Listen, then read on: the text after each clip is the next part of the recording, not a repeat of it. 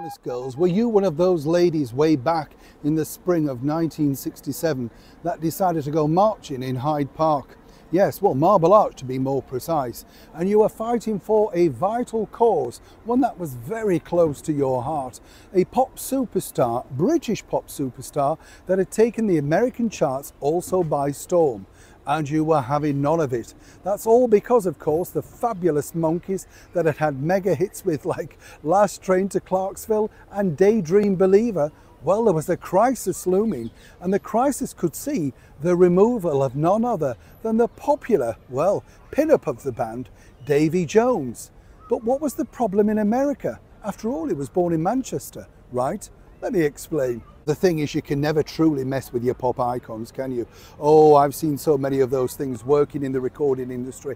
And let me tell you an inside secret. Long before the internet and social media, for some explicable reason, the dedicated fans knew more about where the pop star was than even you had. And you were running their itinerary. Absolutely. The girls would turn up outside the studio knowing exactly when individuals were recording, what time they were recording, and what time they were leaving.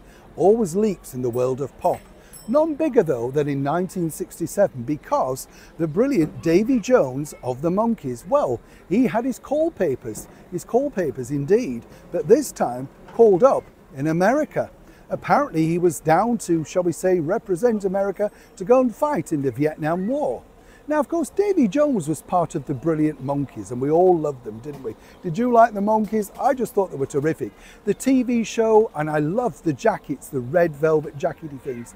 Everybody wanted one of those looks. I didn't see it genuinely the first time around, but of course it was repeated so many times that actually you felt that it was like the first time every time you saw it. I loved the madcap humour, the songs, the inventions, and the way that they seemingly just lived a great life, all the while making music in turn.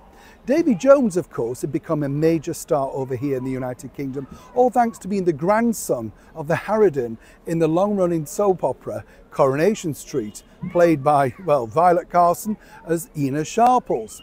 Now, what was interesting, you see, because Davey and the band basically worked and lived mainly in America at that point, the army over there decided, well, he should come and fight for the US Army. And, well, everything broke loose, let's just say. It went very badly and, more importantly, started something of a bit of a riot over here in the United Kingdom.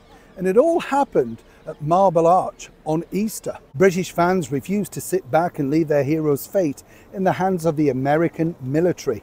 Oh, they started a petition collecting over 2,000 signatures from people opposing Davey Jones's recruitment. No mean feat in, of course, the days before the internet and social media.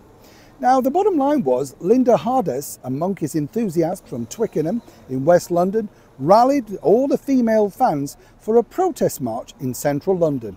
And on Wednesday, April the 5th, crowds of girls congregated at Marble Arch. Now, they went all the way down to the American embassy, making sure that they handed over their petition and a letter addressed to President L.B. Johnson. In the end, Davey Jones was saved by one simple thing. Sadly, he was underweight, and more importantly, he was too short.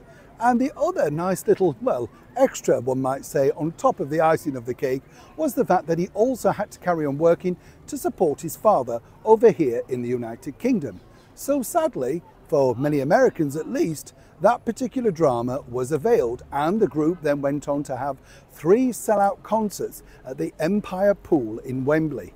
Melody Maker, the pop magazine of the moment, made sure they splashed on every minute detail, and Davey had to go on camera to basically say that he was terribly sorry that he couldn't represent the American military. Been lucky enough to meet 2 of the Monkees, Davey Jones and Mickey Dolenz, and they were great, you know, they were just great fun. And when they tell you about the escapades of growing up and what it was like to be a mega pop star in the heart of swing in London, and of course the summer of love around the world in the middle 60s, you can only imagine what it must have been like.